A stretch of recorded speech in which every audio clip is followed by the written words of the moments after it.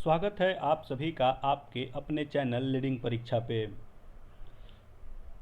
तो आज की इस वीडियो में हम देखेंगे मोस्ट इम्पॉर्टेंट 25 क्वेश्चंस जो कि आपके एग्ज़ाम के लिए बेहद ही इम्पॉर्टेंट होने वाले हैं, जिसमें देखेंगे हम संक्षिप्त विवरण के साथ।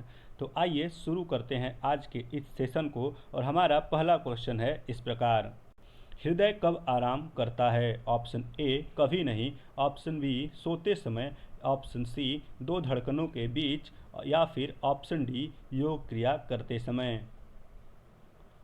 तो हमारा हृदय हमेशा चलता रहता है, वह कभी आराम नहीं करता, लेकिन यहाँ पे जो ऑप्शन सी है वह दिया गया है दो धड़कनों के बीच। दो धड़कनों के बीच यानी कि जो जो शिथिलन का समय होता है उसी के बीच हृदय आराम करता है। तो इस क्वेश्चन का जो राइट आंसर होगा वह होगा ऑप्शन सी।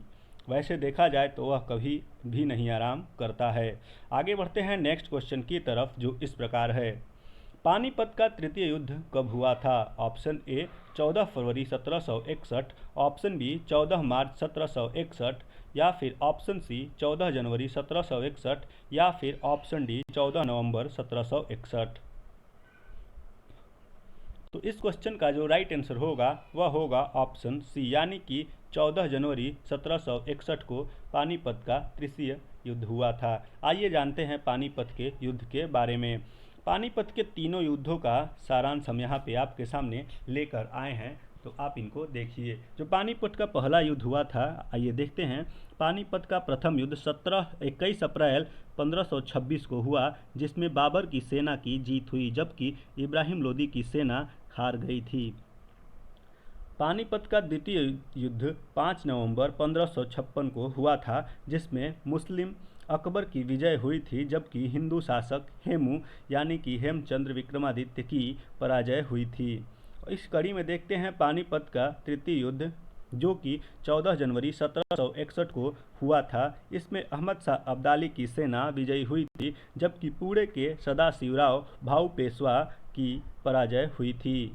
यानी कि पानीपत का तीसरा युद्ध मराठों और अहमद शाह अब्दाली के बीच लड़ा गया था। तो ये था पानीपत के युद्धों के बारे में एक जगह आपको संक्षिप्त सारांश। दोस्तों, आपको वीडियो कैसी लगेगी, हमारा प्रयास कैसा रहेगा, यह आप देखने के बाद अवश्य अपने कमेंट बॉक्स में लिखें। आगे बढ़ते हैं नेक्स्ट क्वेश्चन की तरफ, जो इस प्रकार है: गंडक परियोजना को प्रारंभ किया गया था। ऑप्शन ए बाबू जगजीवन राम के द्वारा, option B doctor Rajendra Prasad के द्वारा, या फिर ऑप्शन सी जवाहरलाल नेहरू के द्वारा, या फिर ऑप्शन डी सरदार वल्लभ भाई पटेल जी के द्वारा। तो गंडक परियोजना का प्रारंभ किया गया था वह थे जवाहरलाल नेहरू जी के द्वारा। आगे बढ़ते हैं नेक्स्ट क्वेश्चन की तरफ, जो इस प्रकार है: बिहार में किसान आंदोलन के साथ जुड़े थे। Option A Rajendra Prasad, option B Chittaranjan Das, option C Motilal Nehru, या फिर ऑप्शन डी भगत सिंह। बिहार में किसान आंदोलन के साथ इनमें से कौन जुड़े थे? तो इस क्वेश्चन का जो राइट आंसर होगा वह होगा ऑप्शन ए, यानी कि राजेंद्र प्रसाद। आगे बढ़ते हैं अपने नेक्स्ट क्वेश्चन की तरफ, जो इस प्रकार है: बिहार की कौन सी नदियां बिहार और उत्तर प्रदेश के बीच सीमा रेखा बनाती हैं? ऑप्शन ए कमला सोन एवं बागमती नदी, ऑप्शन बी बूढ़ी गंडक कोसी एवं गंगा नदी, या फिर ऑप्शन डी कर्मनाशा गंडक एवं घाघरा नदी। तो इस क्वेश्चन का जो राइट आंसर होगा वह होगा ऑप्शन सी, यानी कि कर्मनाशा गंडक एवं घाघरा नदी बिहार और उत्तर प्रदेश के बीच की में सीमा का निर्धारण करती हैं। आगे बढ़ते हैं अपने नेक्स्ट क्वेश्चन की तरफ, जो इस प्रकार है: क्लोरोफिल में कौन सा तत्व पाया जाता है? ऑप्शन ए तांबा, ऑप्शन बी लोहा, ऑप्शन सी मैग्नीशियम, या फिर ऑप्शन डी कैल्शियम। क्लोरोफिल में कौन सा तत्व पाया जाता है? तो इस क्वेश्चन का जो राइट आंसर होगा वह होगा ऑप्शन सी, यानी कि क्लोरोफिल में मैग्नीशियम पाया जाता है। आगे बढ़ते हैं नेक्स्ट क्वेश्चन की तरफ, जो इस प्रकार है: कौन काकोरी कांड मुकदमे में सरकारी वकील था? Option A Mohanlal Saxena, option B Jagat Narayan Mulla, option C Krishna Bahadur, या फिर ऑप्शन डी प्रभात चंद। तो इस क्वेश्चन का जो राइट आंसर होगा वह होगा ऑप्शन बी, यानी कि काकोरी कांड मुकदमे में सरकारी वकील थे जगत नारायण मुल्ला। तो आइए देखते हैं काकोरी कांड में क्या क्या निष्कर्ष निकले, उससे बनने वाले क्वेश्चन की तरफ एक नज़र देखते हैं। जो इम्पोर्टेंट फैक्ट हैं वो क्या हैं, तो यहाँ देखते हैं। जंग आज़ादी की सबसे अहम घटनाओं में शुमार काकोरी कांड साल 1925 में 9 अगस्त को अंजाम दिया गया। तो यह कब हुआ था? 9 अगस्त 1925 को। तो इसमें हुआ क्या था? शाहजहांपुर से लखनऊ जा रही 8 नंबर डाउन ट्रेन को लूटा गया ताकि ब्रिटिश सरकार का खजाने में सेंध लगाई जा सके। और इसमें कितने रुपए लूटे गए थे? तो 8,000 रुपये लूटे गए थे उस समय। और किसने अंजाम दिया था इस कांड को? तो राम प्रसाद बिस्मिल, अशफाक उल्ला खान, राजेंद्र लाहिड़ी, चंद्रशेखर आज़ाद, सचिंद्र सान्याल, सचिंद्र बख्शी, केशव चक्रवर्ती, मनरनाथ गुप्ता, मुरारी लाल गुप्ता, मुकुंदी लाल गुप्ता और बनवारी लाल। कितने लोगों ने इस कांड को अंजाम दिया था और इसमें क्या क्या हुआ? तो किसको किसको जो सज़ा हुई, उसमें फांसी हुई थी राम प्रसाद बिस्मिल जी को, ठाकुर रोशन सिंह को, राजेंद्र नाथ लाहिड़ी को और अशफाक उल्ला खान को। ये 4 लोगों को फांसी दी गई थी। और यह इम्पॉर्टेंट क्वेश्चन है किसी भी स्टेट या किसी भी एग्ज़ाम के लिए। काला पानी की सज़ा हुई थी सचिंद्र सान्याल को और सचिंद्र बख्शी को। बाकी क्रांतिकारियों को 14 साल से 4 साल तक की कैद की सज़ा सुनाई गई थी। तो यह था काकोरी कांड, जिसका एक व्यू हमने आपके सामने रखने का प्रयास किया है। आगे बढ़ते हैं नेक्स्ट क्वेश्चन की तरफ, जो इस प्रकार है। 1920 ईस्वी में भारतीय कम्युनिस्ट पार्टी की स्थापना कहाँ हुई थी? ऑप्शन ए मास्को में, ऑप्शन बी मुंबई में, ऑप्शन सी ताशकंद में या फिर ऑप्शन डी हांगकांग में। 1920 ईस्वी में भारतीय कम्युनिस्ट पार्टी की स्थापना कहाँ हुई थी? तो इस क्वेश्चन का जो राइट आंसर होगा वह होगा ऑप्शन सी, यानी कि ताशकंद में। आगे बढ़ते हैं नेक्स्ट क्वेश्चन की तरफ, जो इस प्रकार है। 1928 ईस्वी के बारदोली आंदोलन का नेतृत्व किसने किया था? ऑप्शन ए गांधी जी के अनुयायियों ने, option B Congress communist party ने, ऑप्शन सी वामपंथी दलों ने या फिर ऑप्शन डी किसान सभा ने। तो इस क्वेश्चन का जो राइट आंसर होगा वह होगा ऑप्शन ए, यानी कि गांधी जी के अनुयायियों ने बारदोली आंदोलन का नेतृत्व किया था। आगे बढ़ते हैं नेक्स्ट क्वेश्चन की तरफ, जो कि इस प्रकार है। नाबार्ड की स्थापना कब हुई थी?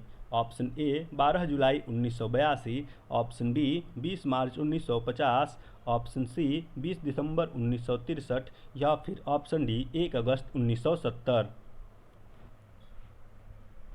तो इस क्वेश्चन का जो राइट आंसर होगा वह होगा ऑप्शन ए, यानी कि 12 जुलाई 1982 को नाबार्ड की स्थापना हुई थी। यह एक कृषि ग्रामीण बैंक होता है जो कम ब्याज पर किसानों को लोन प्रोवाइड करता है। आगे बढ़ते हैं नेक्स्ट क्वेश्चन की तरफ, जो कि इस प्रकार है।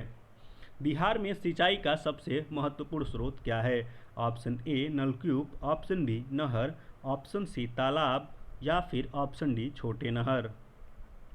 तो इस क्वेश्चन का जो राइट आंसर होगा वह होगा ऑप्शन ए, यानी कि नलकूप। आगे बढ़ते हैं नेक्स्ट क्वेश्चन की तरफ, जो इस प्रकार है। बिहार के शेख भिखारी संबंधित हैं।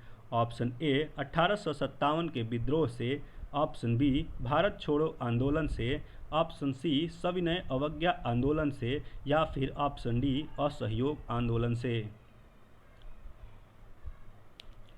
तो इस क्वेश्चन का जो राइट आंसर होगा वह होगा ऑप्शन ए, यानी कि बिहार के शेख भिखारी 1857 के विद्रोह से संबंधित हैं। आगे बढ़ते हैं अपने अगले क्वेश्चन में, जो इस प्रकार है। तुगलक काल में बिहार की राजधानी कहाँ थी? Option A Pataliputra, option B Rajgir, option C Samastipur या फिर ऑप्शन डी बिहार शरीफ। तो इस क्वेश्चन का जो राइट आंसर होगा वह होगा ऑप्शन डी, यानी कि बिहार शरीफ तुगलक काल में बिहार की राजधानी हुआ करती थी। आगे बढ़ते हैं नेक्स्ट क्वेश्चन की तरफ, जो इस प्रकार है। मीर कासिम ने कहाँ बंदूक एवं तोपों की कारखाना की स्थापना की थी? Option A Munger, option B Patna, option C Bengal या फिर ऑप्शन डी बक्सर। तो इस क्वेश्चन का जो राइट आंसर होगा वह होगा ऑप्शन ए यानी कि मुंगेर। आगे बढ़ते हैं नेक्स्ट क्वेश्चन की तरफ, जो इस प्रकार है।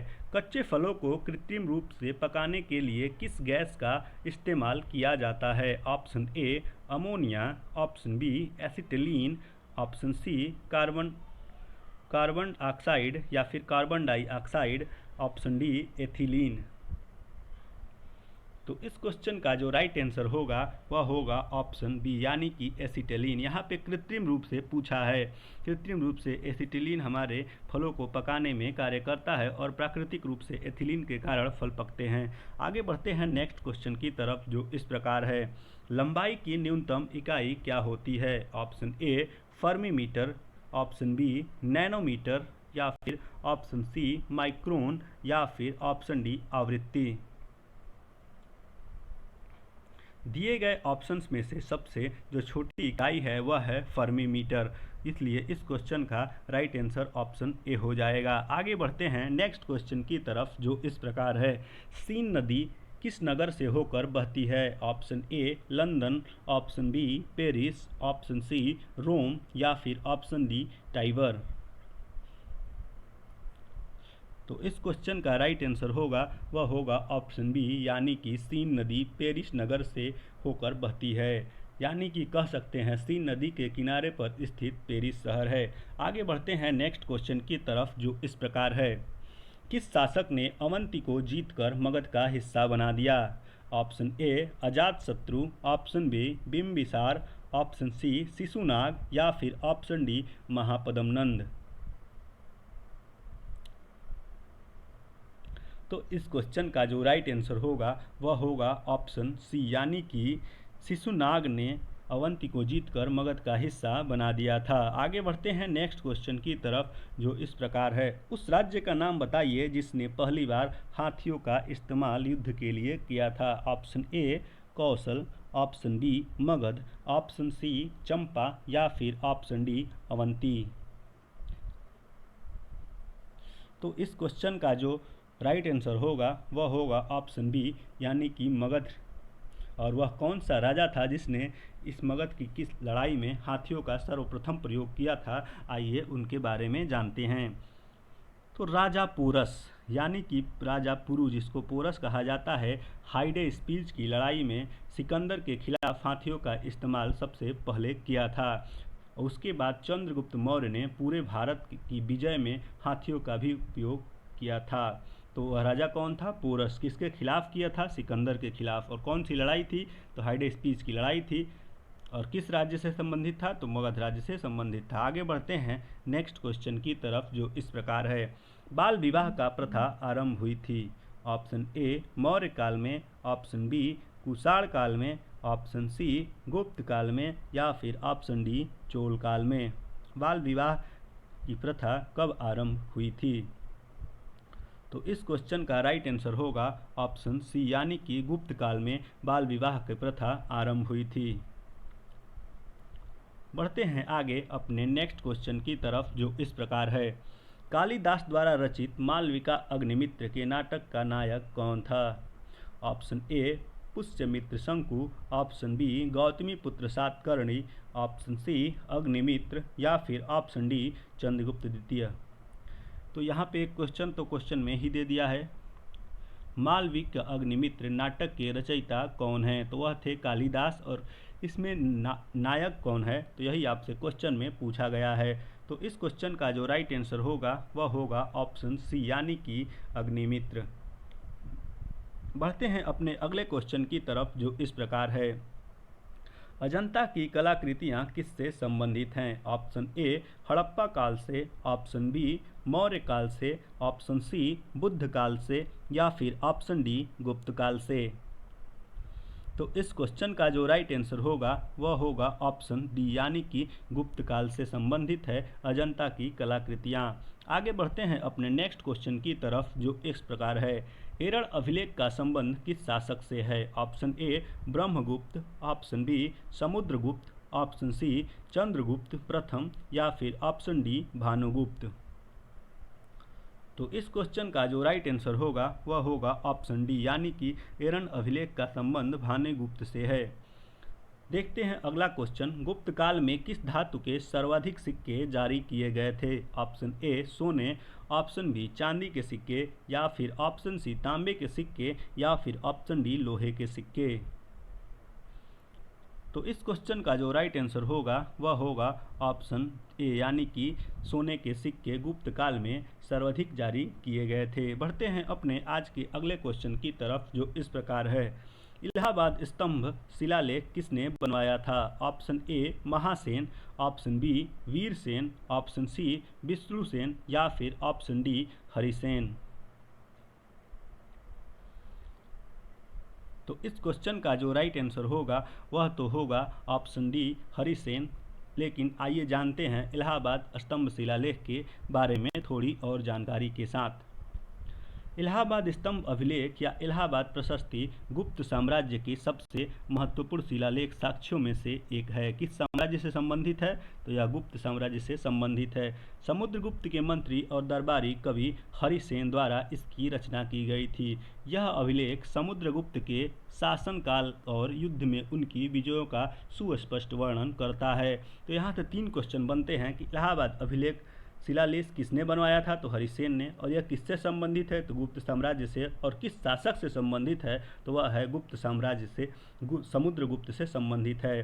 तो दोस्तों, इस तरह से हमारी आज की वीडियो यहीं समाप्त होती है। आपको हमारी वीडियो कैसी लगी यह आप हमें कमेंट बॉक्स में अवश्य बताएं। अगर आपको वीडियो अच्छी लगी तो इसे लाइक करें, चैनल को सब्सक्राइब करें और बेल आइकन को दबाना इसलिए न भूलें क्योंकि हमारी वीडियो किसी भी सामने आ सकती है जिससे आपको उसका नोटिफिकेशन मिलता रहे।